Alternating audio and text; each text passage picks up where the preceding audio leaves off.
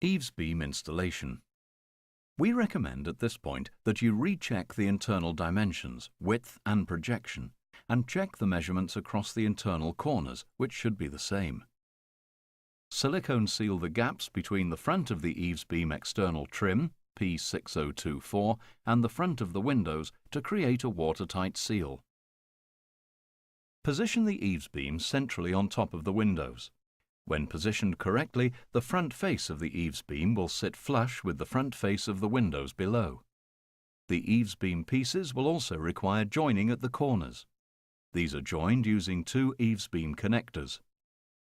The 90-degree angled corners on Edwardian Conservatory are joined by slotting the eaves beam connectors together as shown, and slid into the channels on the inside of the eaves beam.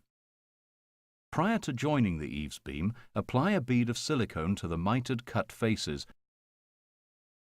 The eaves beam connectors are fixed into position by use of the 6.35 by 38 mm silver screws through the pre-drilled holes.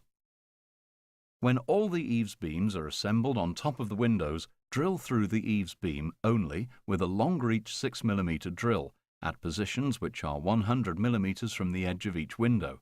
That is, 2 holes per window position. Note, the first holes from each end of the eaves beam should be positioned at 200 mm to ensure that the yellow screw attaches into the window frame rather than the corner post. Power drill the 6 by 120 mm yellow screws down through the holes in the eaves beam.